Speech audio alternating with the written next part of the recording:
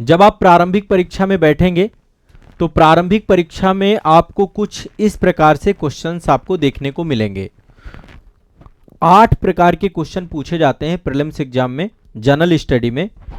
मैं चाह रहा हूं कि 8 प्रकार के प्रश्नों को आप यहां से प्रैक्टिस करके जाएं, सीख के जाएं कि कैसे एग्जाम हॉल पे आप इनको पढ़ेंगे। और ये मैं बार बार रिवाइज कराऊंगा, ठीक है। जब तक मैं आपके दिमाग में चीज बैठा नहीं दूंगा, मैं बार बार मल्टीपल टाइम आपको अगेन टू अगेन आपको रिवाइज कराऊंगा ताकि आपके दिमाग में चीज बैठ जाए।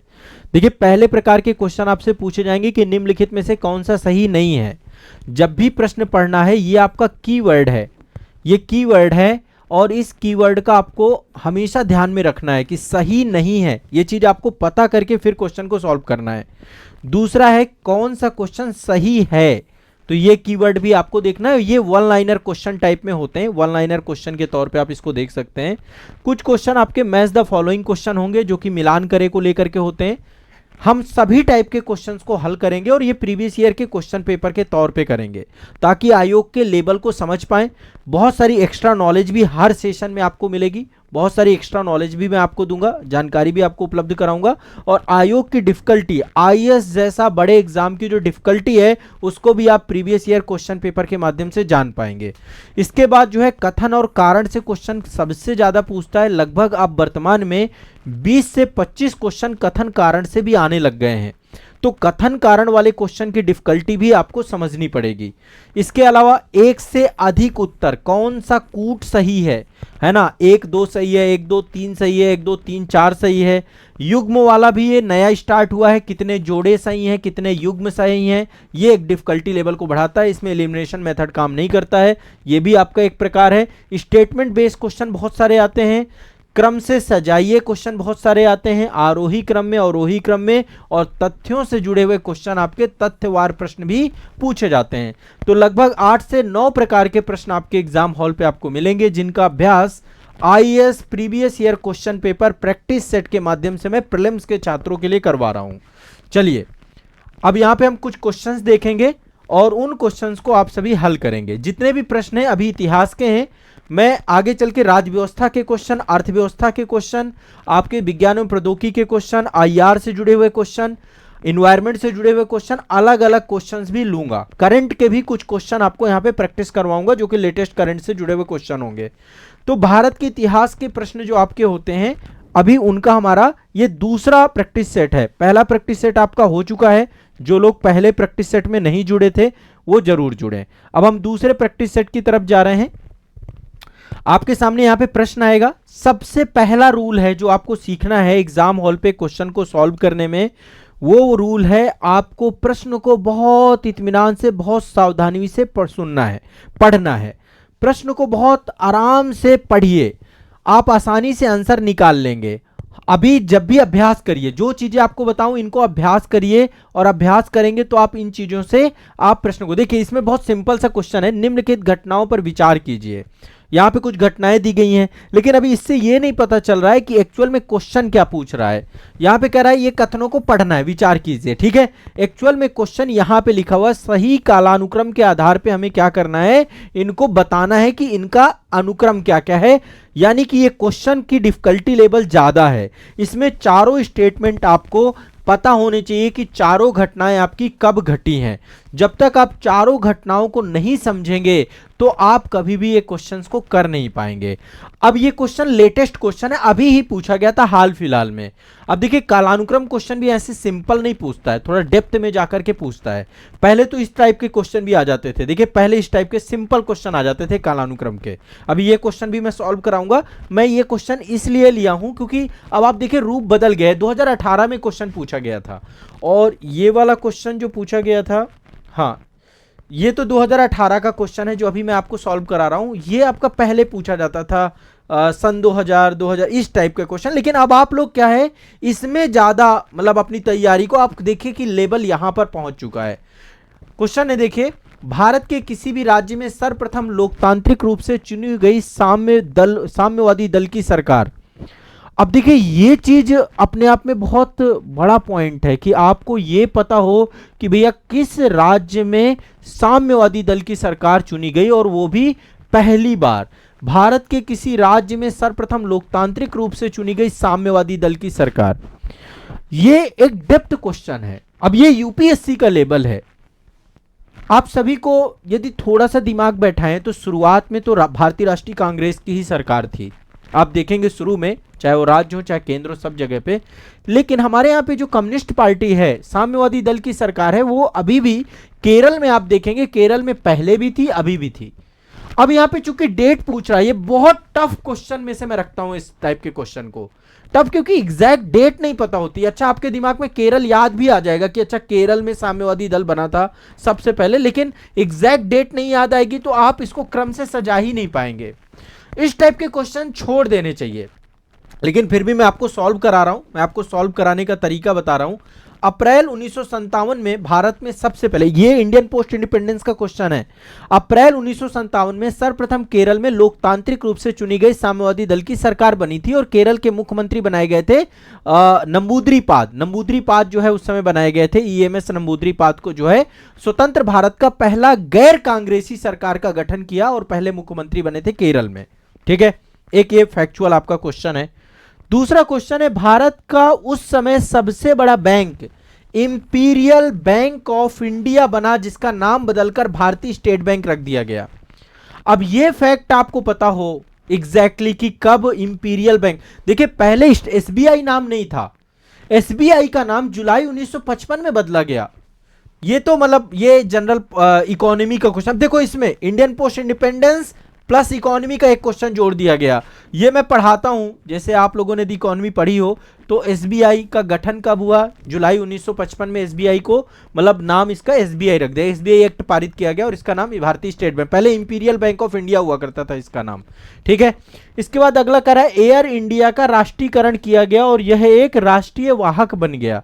तो 1953 में एयर इंडिया को राष्ट्रीयकरण कर दिया गया था, भारत सरकार का सार्वजनिक क्षेत्र का उपक्रम घोषित कर दिया गया था। अब तो इसको टाटा ने खरीद लिया है, अभी विस्तारा एयरलाइंस के साथ इसको ज्वाइंट भी कर रहे हैं, तो एयर इंडिया तो अब बिक गया है। लेकिन 1953 में इसका राष्ट्रीयकरण हुआ था, फिर से विनिवेश कर दिया गया है, सरकार ने इसको बेच दिया है। अब देखो ये क्वेश्चन आप देखेंगे तो ये भी इकोनॉमी से जुड़ा हुआ क्वेश्चन है, विनिवेश का क्वेश्चन है या राष्ट्रीयकरण का क्वेश्चन है, ये भी इकोनॉमी से जुड़ा है। दूसरा बार अब ये वाला पॉलिटी से जुड़ा हुआ है। देखो गोवा स्वतंत्र भारत का अंग बन गया। कब बना था गोवा? आपने तो ये तो पढ़ा ही होगा। 1961 में एक सैन्य कार्रवाई की गई थी और गोवा को भारत में अधिग्रहित किया गया था और 12वां संविधान संशोधन 1962 के तहत गोवा को संघ शासित प्रदेश घोषित कर दिया गया। तो एग्जैक्टली ये जो घटना घटी, ये 1961, 62 ये सारी घटनाएं एग्जैक्टली आप यदि देखें तो ये है आपका। अब ये चारों के जब आपको देखो, चारों हैं, चारों का अलग अलग कोर एरिया है। एक ही क्वेश्चन में आपसे 3 सब्जेक्ट डाल के पूछ लिए, एक में हिस्ट्री डाल दी, एक में पॉलिटी डाल दी, एक में इकोनॉमी डाल दी। अब ये क्वेश्चन को इसी कारण में कह रहा हूं कि ये क्वेश्चन इतना आसान नहीं है, टफ क्वेश्चन है। अब यहां से घटनाक्रम, अब देखो वहां पे पढ़ना है आपको और पढ़ करके आंसर को सॉल्व करना है, तब जाकर के आप। अब इसमें सबसे पहले घटना कौन सी घटी? सबसे पहले घटना घटी तीसरे नंबर की 1953 में। तो ठीक है, इसका आसानी से अब हम निकालते हैं। पहले तीसरे नंबर घटना घटी, फिर इसके बाद दूसरे नंबर की घटना घटी 1955 में, इसके बाद जो है घटना घटी आपकी पहले नंबर की और फिर चौथे नंबर की। तो 3, 2, 1, 4 ये इसका सही आंसर होगा, जो कि बी ऑप्शन में हमें देखने को मिल रहा है। आपको डीप पढ़ना है, परीक्षा हॉल में इस क्वेश्चन को पढ़ना, और वहां पे घबराहट होती है। देखो एग्जैक्टली मैं बता रहा हूं, परीक्षा हॉल में घबराहट होती है ऐसे क्वेश्चंस को पढ़ के। लेकिन यदि इनका अभ्यास किया जाए, कालानुक्रम को पढ़ के जाया जाए, थोड़ा सा पढ़ते समय आप बहुत अलर्ट रहें, तो संभवतः आप क्वेश्चंस को निकाल सकते हैं। ये सब आपके बुक में है। एयर इंडिया का राष्ट्रीयकरण या एसबीआई बैंक कब बना, गोवा को कब भारत संघ में सम्मिलित किया गया, ये सब सिलेबस का ही हिस्सा है। लेकिन क्वेश्चन पूछने का जो तरीका है वो यूपीएससी स्टाइल का है। और यूपीएससी स्टाइल का है तो फिर वही क्वेश्चन आपके लिए कठिन हो जाता है। अब देखिए अगला क्वेश्चन, मुझे लगता है आप लोग इसे भी नहीं कर पाओगे, बहुत सारे बच्चे। ये बहुत सिंपल सा क्वेश्चन है, ये भी आईएएस में ही पूछा गया है।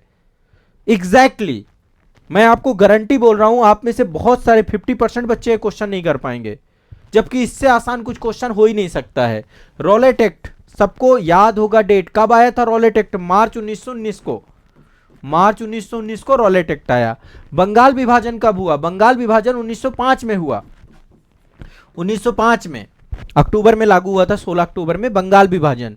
लखनऊ समझौता 1916 में हुआ, अंबिका चरण मजूमदार कांग्रेस का लखनऊ पैक्ट हुआ, गरम दल और नरम दल दोनों साथ में मिल गए।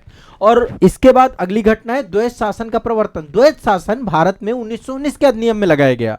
1919 के अधिनियम में द्वैध शासन लगाया गया, राज्यों में द्वैध शासन लगा दिया गया और वहां पर आरक्षित विषय और हस्तांतरित विषय बना दिए गए। अब इसको कह रहा है सही कालानुक्रम के हिसाब से लगाइए। सही कालानुक्रम क्या है, कौन सी घटना पहले हुई, कौन सी घटना बाद में हुई। तो आसानी से इसका आंसर निकल सकता है क्या? बिल्कुल निकल सकता है। इसमें सबसे पहले घटना 4 नंबर हुई, फिर 1 नंबर घटना हुई, फिर 3 नंबर घटना हुई और फिर आपके, अब देखो ये बहुत नजदीकी मामला 1919 और 1919, ये इतना भी आसान नहीं है। दिसंबर में हुआ था, ये आपका दिसंबर में घटना घटी थी द्वैध शासन का, दिसंबर की घटना। एग्जैक्ट आपको महीना भी पता होना चाहिए, तब जाकर के आप, क्योंकि बहुत ही क्लोजेस्ट ऑप्शन आ जाते हैं कई बार। मार्च 1919 और दिसंबर 1919 पता होगा, तब आपको पता चला होगा कि द्वैध शासन बाद में हुआ और रॉलेट एक्ट पहले घटना घटी।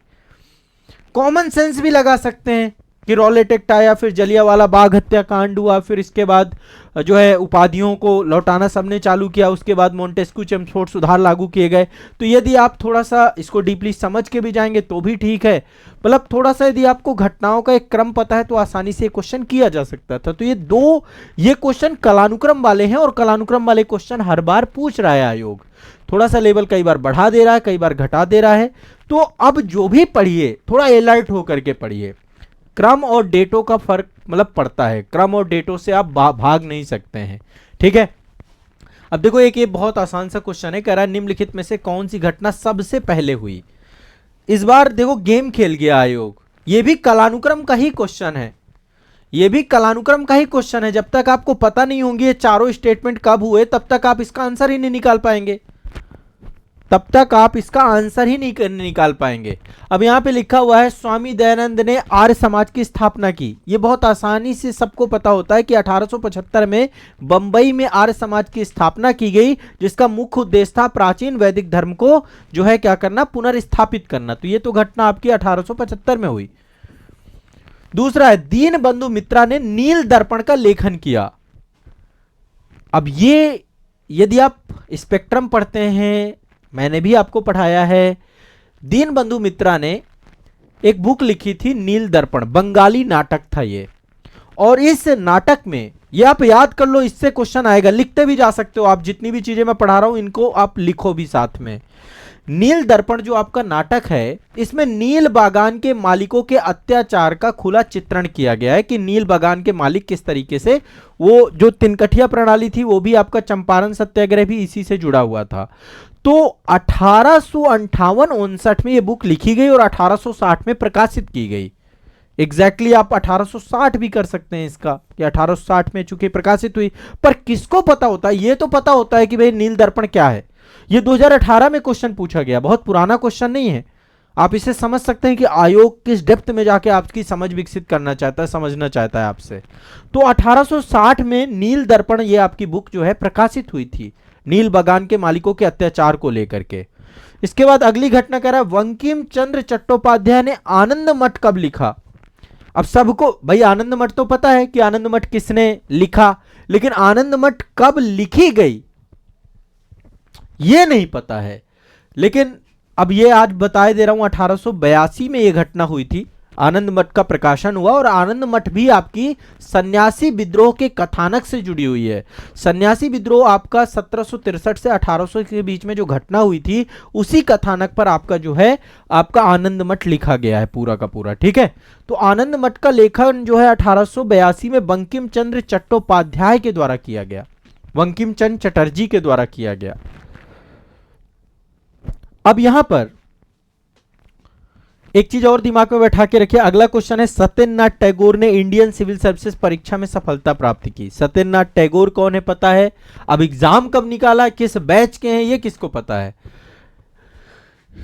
ये कह रहा है भैया सबकी जीवनी पढ़ के आओ तब बता पाओगे। 1863 में जो है ये घटना। अब कह रहा है निम्नलिखित में से कौन सी घटना सबसे पहले हुई, बताइए भाई कौन सी घटना सबसे पहले हुई। अब आसानी से आंसर आप निकाल तो लेंगे। ये सबसे पहले घटना कौन सी घटी? बी नंबर, नील दर्पण वाली घटना सबसे पहले घटी। पर इतना निकालना मैं आसान नहीं मानता। मैं इस क्वेश्चन को भी कठिन श्रेणी में रखता हूं, क्योंकि जो बच्चे आप ऊपरी तौर पे यदि पढ़ के जाओगे, ये डेप्थ पढ़ने वाले बच्चों का क्वेश्चन है, जो बहुत डिटेल में पढ़ के जाते हैं, जो बहुत डेप्थ में पढ़ते हैं, वही इस टाइप के क्वेश्चंस को सॉल्व कर पाते हैं। शायद समझ पा रहे होंगे आप, शायद समझ पा रहे होंगे। ठीक है, चलिए। ऑनलाइन बैच में मेरा भी प्रयास रहता है कि मैं डिटेल में जाकर के चीजें पढ़ाऊं, है ना, एक एक सब्जेक्ट को डेप्थ में। और हमेशा कहता हूं साथ में बुक बहुत पढ़ो, एनसीईआरटी भी पढ़ो, एनसीईआरटी की रीडिंग भी करो, 1 घंटे पर डे एनसीईआरटी पढ़िए, साथ में एडवांस बुक भी पढ़िए। पीडीएफ के भरोसे मत रहिए, आईएएस का एग्जाम पीडीएफ वाले बच्चे नहीं निकाल पाते हैं। एनसीईआरटी बेसिक पढ़िए, नहीं समझ में आ रहा है कोचिंग में ज्वाइन करके आप एक बार सब्जेक्ट को समझ लीजिए, लेकिन आप एनसीईआरटी बेसिक बुक जरूर पढ़िए, 1 घंटे पर डे, 1 घंटे पर डे। हिस्ट्री की, पॉलिटी की, ज्योग्राफी की, इकोनॉमी की, उसमें सब चीजें कहानी के थ्रू चीजें सब समझाई गई हैं, हर चीज आपको मिल जाएगी। मैंने जो बैच में पढ़ाया है उसमें भी मैंने डिटेलिंग में चीजें करवाई हैं, लेकिन आपको साथ में एनसीईआरटी और एडवांस बुक पढ़नी पड़ेगी। ये क्वेश्चन, अगला क्वेश्चन चलते हैं। कह रहा है निम्नलिखित पर विचार कीजिए। ठीक है, विचार करके करना क्या है। कह रहा सही बताइए। ये आ गया स्टेटमेंट बेस्ड क्वेश्चन, 4 स्टेटमेंट है, कौन सा स्टेटमेंट सही है, कौन सा स्टेटमेंट गलत है, ये सबसे बड़ा मुद्दा। सही स्टेटमेंट बोल रहा है। तो पहला स्टेटमेंट है, ईश्वर चंद्र विद्यासागर ने महिलाओं की शिक्षा को प्रोत्साहित करने के प्रमुख उद्देश्य से कलकत्ता में बेथुन स्कूल को स्थापित किया। क्या यह स्टेटमेंट सही है या गलत है? अब ये तो आपको पता है कि ईश्वर चंद्र विद्यासागर जी ने महिलाओं को लेकर के काम किया है। महिला, ये मैंने बहुत डिटेल टॉपिक पढ़ाया है, सेपरेट टॉपिक पढ़ाया है। यदि आप में से जो बच्चे 19वीं सदी में धार्मिक सुधार आंदोलन जो पढ़ाए गए हैं, तो आपको ये तो पता है महिलाओं के क्षेत्र में काम किया, विधवा पुनर्विवाह अधिनियम भी इन्हीं के प्रयासों से पारित हो पाया। लेकिन ये बात भी सत्य है कि ईश्वर चंद्र विद्यासागर ने महिलाओं की शिक्षा को प्रोत्साहित करने के लिए कलकत्ता में बेथुन स्कूल स्थापित किया। ये आपका कथन सत्य है। ठीक है, अब इस कथन के बारे में थोड़ा सा ध्यान से समझना है कि क्या है इस कथन को। मैं थोड़ा सा इस स्टेटमेंट को, क्योंकि अब ये जब आप डेप्थ में जाके पढ़ोगे तब आपको समझ में आएगा। लगभग 35 स्कूल इन्होंने खोले थे। कितने? 35 स्कूल। ईश्वर चंद्र विद्यासागर ने 35 स्कूल, महिला स्कूल खोले इन्होंने, गर्ल्स कॉलेज आपके 35 खोले इन्होंने। और हिंदू महिला विद्यालय की स्थापना इन्होंने की थी 1849 में। हिंदू महिला विद्यालय की स्थापना 1849 में की गई। जॉन एलियट वेथुन ने की थी। एक पर्सन थे, वेथुन कौन थे आपके? एक अंग्रेज थे। इनके द्वारा 1849 में एक स्थापना की गई। 1856 में सरकार ने इसको मतलब अपने अंडर में ले लिया और वेथुन स्कूल इसका नाम कर दिया, और ईश्वर चंद्र विद्यासागर की अध्यक्षता में एक प्रबंध समिति का गठन किया गया।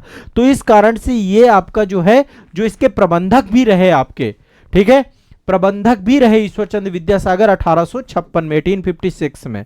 तो एक तो ये आपका जो है कथन स्टेटमेंट सही है। दूसरा स्टेटमेंट कह रहा है बंकिम चंद्र चटर्जी ने कलकत्ता विश्वविद्यालय के प्रथम स्नातक थे। अब सोचो कितना डीप चला गया ये।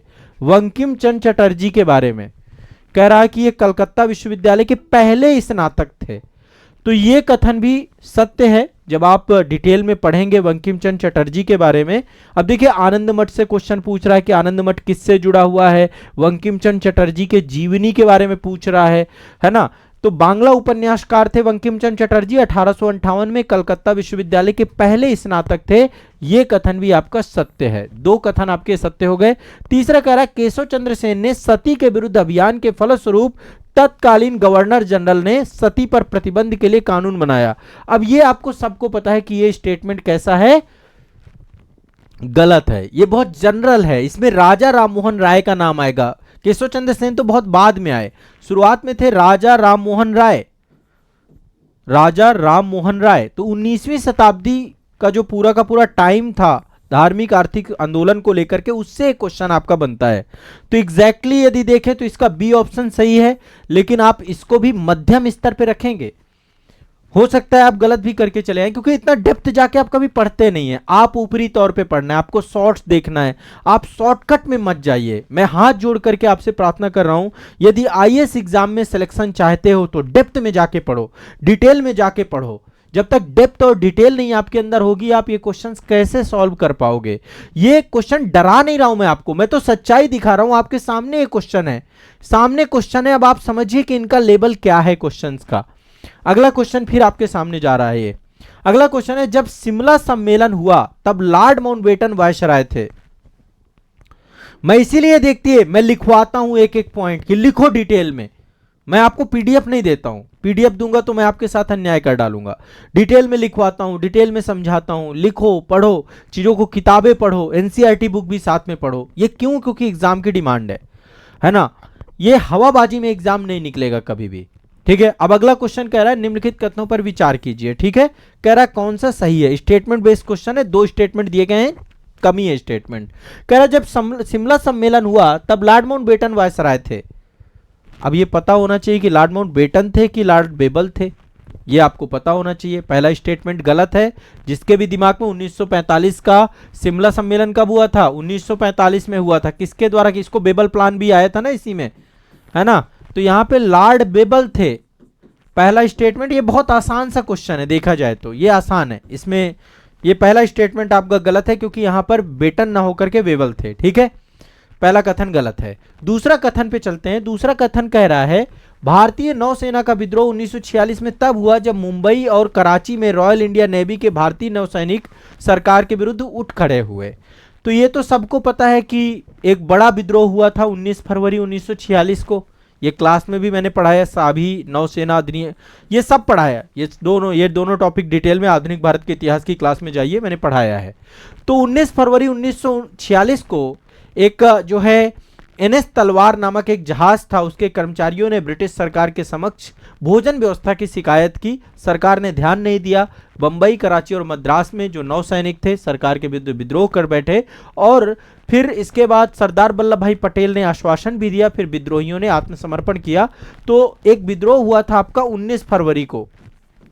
डेट याद कर लो, ये भी बहुत इंपॉर्टेंट है। शाही नौसेना जो है ये अंतिम एक तरीके से विद्रोह है। ये कालानुक्रम में याद आएगा। कालानुक्रम कब घटना घटी थी? 19 फरवरी 1946 को।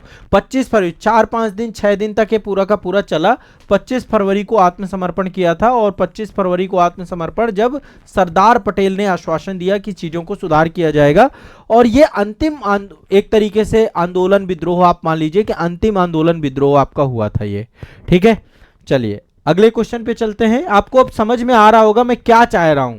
मैं चाह रहा हूं कि आपको अपने स्तर को आयोग के समझना होगा। आप आयोग के स्तर के अनुसार तैयारी करेंगे तब हमें सिलेक्शन मिलेगा। आयोग के स्तर के बिना आप कुछ भी करिए कोई फायदा नहीं है।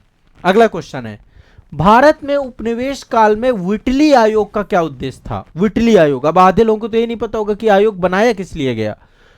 उसी लिए तो है ये कि क्या उद्देश्य था, इसका अल्टीमेट गोल क्या था व्हिटली आयोग का। अब व्हिटली आयोग के बारे में यदि आप जानते होंगे तो ये भारतीय श्रम पर आपका कानून बनाया, मतलब आयोग पूरा का बनाया गया था। और ये 1929 में बनाया गया था। 1929 में श्रम सुधार को लेकर के पूरा का पूरा बना था। तो अब इसमें देख लेना श्रम कहां पर है। वित्तीय सुधार तो नहीं है, प्रशासनिक सेवाओं पर भी नहीं है, राजनीतिक सुधार भी नहीं है। तो श्रमिकों और उनकी मौजूदा, इसका बी ऑप्शन सही है। जितने भी आयोग हैं, आयोग का अल्टीमेट क्या लक्ष्य है, इन सब से क्वेश्चन आपका पूछता है। 1929 में भारतीय श्रम पर एक राजकीय आयोग की नियुक्ति की गई और जेएच व्हिटली इसके अध्यक्ष बनाए गए। आयोग का उद्देश्य था भारत में औद्योगिक कार्यशालाओं और बागानों में श्रम और वर्तमान परिस्थितियों, कार्यकर्ताओं के स्वास्थ्य, क्षमता और जीवन की स्थिति पर नियुक्तिकारियों और नियुक्तियों के बीच में संबंध की, जो मतलब सरकार जो एम्प्लॉय दे रहे थे, एम्प्लॉयमेंट और एम्प्लॉयर के बीच में क्या करना, एम्प्लॉय और एम्प्लॉयर के बीच में जो है संबंधों को बेहतर करना, श्रम सुधार करना। आसान भाषा में व्हिटली कमीशन आपका कब बनाया गया था? 1929 में। अगला क्वेश्चन पे चलते हैं। देखिए सारे क्वेश्चन यूपीपीसीएस वो आईएएस के द्वारा पूछे गए, यूपीएससी के पूछे गए क्वेश्चन है सारे के सारे। और इन सभी क्वेश्चंस का लेवल आपको समझना है। ये लेटेस्ट 2021 में क्वेश्चन पूछा गया था। संत फ्रांसिस जेवियर जेसुइट संघ के संस्थापक सदस्यों में से एक थे। क्या पूछ रहा है? कह रहा है विचार कीजिए और नीचे पूछ रहा है कौन से सही है। सही गलत की बात हो रही है कि आपको पता होना चाहिए कि कौन सा सही है कौन सा गलत है, ठीक है। अब आपको ये मतलब देखा जाए तो अब कभी पढ़ा ही नहीं होगा, जेसुइट संघ के संस्थापक सदस्यों में से एक थे। ये कथन सत्य है आपका, ये कथन सत्य है। इनका जन्म जो ये फ्रांसिस जेवियर थे, इनका जन्म जो है 1506 में हुआ था, स्पेन में इनका जन्म हुआ। इसके बाद इनके 4 सहयोगियों के साथ इन्होंने जेसुइट संघ की स्थापना की थी। 1506 में इनका जन्म हुआ था और 4 सहयोगियों के साथ इन्होंने एक संघ बनाया, जेसुइट संघ के तौर पे इन्होंने एस्टेब्लिशमेंट किया। ठीक है, और भारत भी आए थे। ये कब आए थे? 1542 में भारत भी आए थे। संत फ्रांसिस जेवियर की मृत्यु गोवा में हुई। संत फ्रांसिस जेवियर की मृत्यु गोवा में हुई। 1942 में भारत आए थे। ठीक है, तो इसमें लिखा है संत फ्रांसिस जेवियर की मृत्यु गोवा में हुई। मृत्यु नहीं हुई थी यहाँ पर उनका एक समर्पित गिरजाघर है। देखिए, उनकी मृत्यु यहाँ नहीं हुई। पहले वो 1942 में भारत आए और आने के बाद फिर चाइना चले गए। चाइना में ही उनकी मृत्यु हुई थी, लेकिन उनका पार्थिव शरीर कहां लेकर के आया गया? भारत लेकर के आया गया और वहां पर एक चर्च बनाया गया है। तो उनकी मृत्यु गोवा में ना होकर के चीन में हुई थी। मृत्यु हुई थी 1552 में। 1552 में चाइना गए, जहां पर इनका देहांत हो गया। 3 दिसंबर 1552 में इनका देहांत हो गया। तो अब एग्जैक्ट देखिए यहाँ पे, ये तो सही है कि उनके लिए गिरजाघर बनाया गया है। ठीक है, उनका पार्थिव शरीर जो है एक पूरा का पूरा जीसस चर्च है, जिसका नाम है बेसिलिका ऑफ जीसस चर्च करके बना हुआ है, वहां पर उनको रखा गया है। तो एग्जैक्टली ये वाला स्टेटमेंट आपका गलत हो जाता है। अब देखो, ये तो एलिमिनेशन मेथड से निकाला जा सकता है। थोड़ा सा भी हम इस पे देखें तो 2 कहाँ पर है? 2 यहाँ पर है, ये गलत हो जाएगा, ये गलत हो जाएगा, ये गलत हो जाएगा। कुछ क्वेश्चन एलिमिनेशन मेथड से भी निकाल सकते हैं आसानी से। मैं इसका आंसर सी कर दूंगा, लेकिन एग्जैक्टली एक बार देख लेते हैं। गोवा में प्रतिवर्ष संत फ्रांसिस जेवियर के भोज का अनुष्ठान किया जाता है। ये कथन सत्य है। हर साल 3 दिसंबर को भोज होता है यहाँ पे, 3 दिसंबर को, और ये सब चीजें चर्चा में रहती हैं, इसलिए क्वेश्चन पूछ लेता है। अब देखिए, आयोग आप पढ़ कहाँ पे रहे, आयोग का लेबल कहाँ पे, आयोग पूछ कहाँ पे रहा है। इस चीज को जब तक हम समझेंगे नहीं, हम यूपीएससी का एग्जाम सिर्फ दीवा स्वप्न देखते रहेंगे। हमें आयोग को समझना जरूरी है, इसलिए मैंने पूरी पीवाईक्यू सीरीज चालू की है। मैं हर एक सब्जेक्ट के पीवाईक्यू इसी तरीके से दिखाऊंगा आपको। मैं डरा नहीं रहा हूं, मैं सच्चाई से वाकिफ करा रहा हूं कि आपको शॉर्टकट छोड़ने पड़ेंगे। शॉर्टकट वाले बच्चों का सिलेक्शन नहीं होगा। ठीक है, साफ साफ समझ लीजिए। अगले क्वेश्चन पे चलते हैं। अगला क्वेश्चन है, त्रिपुरा की देसी रियासत स्वतंत्रता आंदोलन में 20वीं शताब्दी के प्रारंभ में आरंभ हुई। अब आप फ्रीडम स्ट्रगल में देखिए क्वेश्चन कहां से आ रहा है। त्रिपुरा की देसी रियासत स्वतंत्रता आंदोलन में 20वीं शताब्दी में शामिल हुई। क्योंकि यहां पे ये क्वेश्चन डाल दिया है, ये है क्वेश्चन, क्योंकि क्या हुआ था, कि किसके कारण से वो आए। त्रिपुरा के राजा हमेशा ब्रिटिश विरोधी रहे। क्या यह बात सत्य है? क्या यह बात सत्य है? नहीं, ब्रिटिश विरोधी कभी नहीं रहे, ब्रिटिश विरोधी नहीं रहे, इस कारण से नहीं आए। यहां पे एक एग्जैक्ट रीजन देना है। बंगाल के क्रांतिकारी त्रिपुरा में आश्रय लिए हुए थे। अब इस मैटर पे मैं थोड़ा सा प्रकाश डालना चाहता हूं। देखिए, त्रिपुरा में जो देसी रियासतें थी, जो वहां के राजा थे, वो अपने प्रशासन में जो शिक्षित बंगाली थे उनको शामिल करते थे। ठीक है, लेकिन 20वीं शताब्दी के प्रारंभ में ब्रिटिश दबाव के कारण से बंगाल में कई सारे क्रांतिकारी त्रिपुरा में जाके आश्रय ले लिए। आपको पता है, बंगाल पूरी तरीके से सेंटर था, केंद्र था भारत के स्वतंत्रता आंदोलन। पहले राजधानी कलकत्ता ही हुआ करती थी, तो केंद्र था, बड़े बड़े क्रांतिकारी वहीं पर थे। तभी भारत की राजधानी परिवर्तित, बंगाल विभाजन, ये दुनिया भर की गतिविधियां हुई। तो जब सरकार ने दबाव बढ़ाना चालू किया तो सारे त्रिपुरा शिफ्ट हो गए। आपको पता है, त्रिपुरा 3 तरफ से बांग्लादेश से घिरा हुआ है। यदि आप त्रिपुरा के लोकेशन देखें तो 3 तरफ से कर्क रेखा होकर के जाती है त्रिपुरा से, 3 तरफ से बांग्लादेश, यानी बंगाल, पहले बांग्लादेश बंगाली था, तो वो पूरी तरीके से मतलब वहां पर बहुत सारे लोग जाकर के, अब जब वहां पहुंचे तो त्रिपुरा में उन क्रांतिकारियों ने देश की आजादी के आंदोलन का क्या कर दिया, विस्तार कर दिया। अब देश की आजादी के आंदोलन का जब विस्तार कर दिया तो त्रिपुरा की रियासत भी स्वतंत्रता आंदोलन में कूद पड़ी। तो त्रिपुरा की देसी रियासत स्वतंत्रता आंदोलन में क्यों आई? क्योंकि बंगाल के क्रांतिकारी त्रिपुरा में आश्रय लिए हुए थे, जिसके कारण से वहां पर क्रांतिकारी आंदोलन और देश की आजादी को लेकर के एक नया जो है एक तरीके से प्रचार प्रसार चालू हुआ। जनजातियों वाला रीजन था नहीं, और ये जो है ये भी रीजन नहीं था। एग्जैक्ट रीजन यही था कि बंगाली क्रांतिकारियों के द्वारा भारतीय स्वतंत्रता आंदोलन को यहां पर प्रमोट किया गया, उसका प्रचार प्रसार किया गया। ये था आपका, ठीक है, ये था आपका इससे जुड़ा हुआ मामला। समझ पा रहे हैं सभी लोग? सभी लोग समझ पा रहे हैं? जितने लोग गूगल मीट में हैं सभी लोग एक बार चैट कर सकते हैं आप लोग। मैं देखिए जो चाह रहा हूं उस चीज को आप लोगों को मैं चाहता हूं कि तैयारी को एक हमें धार देनी है। अगला क्वेश्चन देखिए, ये भी औपनिवेशिक शासन के संदर्भ में निम्नलिखित कथनों पर विचार कीजिए। क्वेश्चन आपका नया है, अभी पूछा गया था, ठीक है। एक क्वेश्चन देखिए, गिरमिटिया मजदूर से आया है, पता ही होना चाहिए, टर्म्स पता होना चाहिए। शब्दावली से बहुत सारे क्वेश्चन आते हैं आपको, मैं शब्दावली वाले क्वेश्चन शब्दावली से मैंने करवाया है पूरा, और मैं अभी जो बच्चे मेंटरशिप बैच में है, प्रशासक बैच में है, उनको मैं शब्दावली की वीडियो भेज दूंगा। तो गिरमिटिया मजदूर से एक क्वेश्चन पूछा गया है। अब एग्जैक्टली क्वेश्चन देखिए, कह रहा विचार कीजिए और नीचे पूछ रहा है कि सही कथन बताइए कि इनमें से सही कथन कौन सा है। तो पढ़ेंगे, पढ़ रहे, महात्मा गांधी गिरमिटिया प्रणाली के उन्मूलन में सहायक थे। ये कह रहा है ये कथन सही है या गलत है। एग्जैक्टली पहले गिरमिटिया को आप समझिए, जब तक आप गिरमिटिया नहीं समझेंगे इसका आंसर नहीं निकाल पाएंगे। गिरमिटिया मजदूर वो मजदूर होते थे जिन्हें भारत से बाहर ब्रिटिश उपनिवेशों में निर्धारित अवधि के लिए मजदूर के रूप में ले जाया जाता था। बंधुआ मजदूर जो होते हैं ना, मतलब एक गिरमिटिया एक पेपर होता था, एक कागज होता था जिसमें साइन करा लिया जाता था, दस्तखत करा लिया जाता था, और जैसे मलेशिया ले गए, मॉरिशस ले गए, श्रीलंका ले गए, मतलब विश्व के इंडियन डायस्पोरा आज इतना विस्तृत क्यों है, क्योंकि सब ये गिरमिटिया मजदूर थे। अंग्रेज जहां जहां थे वहां वहां भारतीयों को भी ले गए। तो गांधी जी ने सबसे पहले दक्षिण अफ्रीका में, आपको याद होगा 1894 में गिरमिटिया मजदूरों के पक्ष में आवाज उठाई जब गांधी जी को लेकर के दिक्कत हुई। तो आपको याद होना चाहिए दक्षिण अफ्रीका में गांधी जी ने बकायदा जो कार्ड थे, जो मतलब क्योंकि बराबरी के अधिकार नहीं थे कहीं पर, ठीक है, तो गांधी जी ने दक्षिण अफ्रीका में पूरी लड़ाई गिरमिटिया को लेकर। तो ये एक बात बिल्कुल सही है, गिरमिटिया प्रणाली के उन्मूलन में सहायक थे, बिल्कुल सही कथन है ये। गांधी जी का पूरा दक्षिण अफ्रीका का पूरा मामला ही इसी से जुड़ा हुआ है, इसी से जुड़ाव है उसका। अगला चलते हैं भारत, अगला है लॉर्ड चेम्सफोर्ड की वार कॉन्फ्रेंस। महात्मा गांधी विश्व युद्ध के लिए भारतीयों के भर्ती से संबंधित प्रस्ताव का समर्थन नहीं किया। अब ये आपको पता है कि जब गांधी जी भारत आए थे, ठीक है, कब आए थे गांधी जी भारत, कब आए गांधी जी? गांधी जी ने आपको पता है कि सहयोग किया था भारत में, विश्व युद्ध के प्रति सहयोग किया उन्होंने, गांधी जी ने।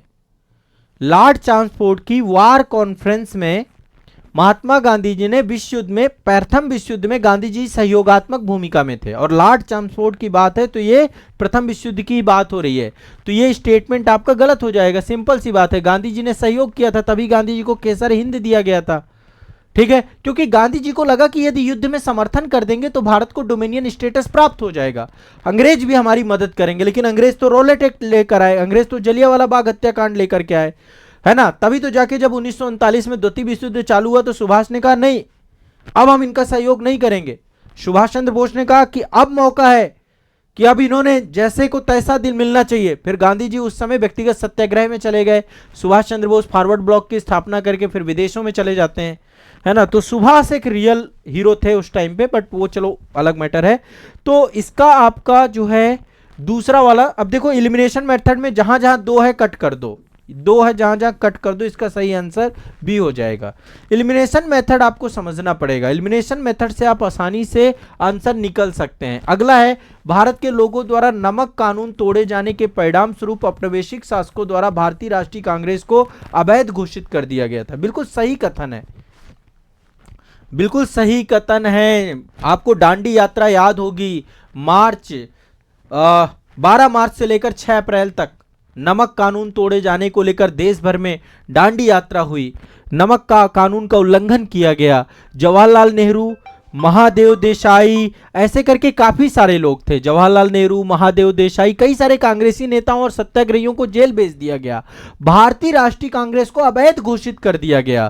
तो ये स्टेटमेंट सही है। आपने यदि सविनय अवज्ञा आंदोलन से पहले पूरी की पूरी दांडी यात्रा को समझ रखा है तो आप आसानी से जो है इस आंसर को निकाल सकते हैं।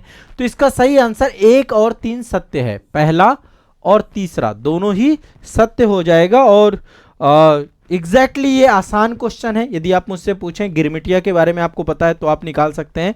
देखो कुछ क्वेश्चन कॉमन सेंस से निकलेंगे, कुछ क्वेश्चन एलिमिनेशन से निकलेंगे। हमारा प्रीलिम्स में उद्देश्य है कि हम कैसे भी करके कट ऑफ तक पहुंचे, हमें कट ऑफ क्लियर करना है, हमें वहां पे टॉप तो करना नहीं है। तो कट ऑफ तक पहुंचने के लिए आपको थोड़ा सा प्रयास करना होगा। इस टाइप के क्वेश्चंस आते हैं, आपके सामने ये क्वेश्चंस रखे हुए हैं। देखिए अगला क्वेश्चन ये थोड़ा सा इंटरेस्टिंग था तो मैंने ले लिया। वैसे बहुत पहले पूछा गया था क्वेश्चन, लेकिन इंटरेस्टिंग था, थोड़ा सा आपको कुछ नॉलेज मिलेगा, कुछ जानकारी मिलेगी, इसलिए मैंने इस क्वेश्चन को लिया है। आप सभी को पता है विरोध प्रदर्शन को लेकर के कई सारे शब्द यूज किए जाते हैं। राजनीतिक विरोध प्रदर्शन में निम्नलिखित में से 4 रूपों में से कौन सा उस व्यक्ति के नाम पर आधारित है जिसने सर्वप्रथम इसका उपयोग राजनीतिक हथियार के रूप में किया। मतलब ये आप सभी देखेंगे, हड़ताल भी विरोध प्रदर्शन है, घेराव भी है आपका। जैसे आप बिहार में देखिए, अभी बीपीएससी का जो पेपर लीक हुआ है, लीक कहें या फिर पेपर में अनियमितताएं हुई हैं, एक्चुअल में ये टर्म्स है आपका अनियमितताएं। जैसे बापू सभागार सेंटर में समस्या हुई और लगातार छात्र आंदोलन वहां पे चल रहा है, अभी भी चल रहा है छात्र आंदोलन। तो वहां पे देखिए अब क्या हुआ, उस मुद्दे का इतना राजनीतिकरण हो गया, इतने पॉलिटिक्स वाले आ गए। अब तो न्यायपालिका के मामले में पूरा का पूरा मामला है, न्यायपालिका से ही अब यह है कि वो बीपीएससी के इस पूरे मामले को, अब तो आयोग ने रिजल्ट भी जारी कर दिया है। तो जो गतिरोध बना पूरा का पूरा, क्योंकि उसकी पॉलिटिक्स हो गई पूरी पूरे मामले में। कोई बिहार बंद कर रहा है, कोई चक्का जाम कर रहा है, कोई सीधा घेराव कर रहा है, डाक बंगला पहुंच रहा है सीधा सीधा मुख्यमंत्री जी के आवास पे। तो मैटर इतना कॉम्प्लिकेशंस हो गया। तो जब भी कोई भी मतलब ये सब विरोध के एक तरीके हैं। एक तरीका बायकॉट। बायकॉट, आप बायकॉट शब्द मतलब ये आपका जो है एक पर्सन थे सीसी बायकॉट, है ना, कहते हैं इसका बायकॉट कर दो। बायकॉट मतलब इसको अब गांधी जी ने अंग्रेजों के सामान का बायकॉट करा दिया कि अब भैया अंग्रेजों का सामान भारत में उपयोग नहीं होगा। तो ये आयरलैंड के एक पर्सन थे सीसी बायकॉट। बायकॉट शब्द जो आया ये एक पर्सन का नाम है, एक व्यक्ति का नाम है। 1880 में भू राजस्व को कम करने के संबंध में इन्होंने क्या किया कि बायकॉट करना चालू कर दिया, और वहीं से बायकॉट शब्द जो है आपका विरोध प्रदर्शन के रूप में एक बड़ा फेमस शब्द बन गया। तो बायकॉट एक आदमी के नाम पर ये पूरा का पूरा राजनीतिक एक तरीके से टूल्स है, प्रेशर ग्रुप के तौर पे आप इसको समझ सकते हैं कि आपका बना है। तो एग्जैक्टली आप समझ सकते हैं कि ये क्वेश्चन मैंने ऐसे इंटरेस्ट के तौर पे आपके लिए लिया था, भाई काफी पहले पूछा गया था। तो ये कुछ डेमो में प्रीवियस ईयर क्वेश्चन पेपर का आपने पूरा तरीका देखा। मैं क्वेश्चन कैसे सॉल्व करना है मैं ये आपके दिमाग में बैठाना चाह रहा हूं कि आप क्वेश्चन सॉल्व करना सीखिए।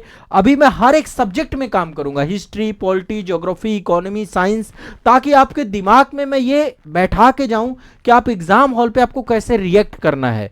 वहां पे क्वेश्चन को सबसे पहले सावधानी पूर्वक पढ़िए और फैक्ट को क्लियर करिए। यदि फैक्ट क्लियर करनी है तो अटेम्प्ट करने की जरूरत नहीं है। यहां पे एक फैक्ट पता होकर के आप आंसर नहीं निकाल पाओगे, है ना, जो जिस तरीके से आयोग के लेवल में हम देख पा रहे हैं। तो आपको जो भी चीजें पढ़नी है सावधानी पूर्वक पढ़िए, और इस बार के प्रीलिम्स को क्वालिफाई करने के लिए जो टेक्निक मैं आपको सिखाऊंगा, है ना, बहुत सारे फैक्ट और ये सारी चीजें तो आपको मिलेंगी ही, लेकिन साथ साथ बहुत सारे तकनीकी चीजें भी आपको सीखने को मिलेंगी। ठीक है, तो ये सीरीज आप सभी की कंटिन्यूअस है और लगातार चल रही है, इसमें कोई दिक्कत है नहीं। अभी इसका प्रैक्टिस सेट 2 था, ये भारत के इतिहास का। प्रैक्टिस सेट 3 भी मैं आपको कराऊंगा जल्दी। ठीक है, चलिए।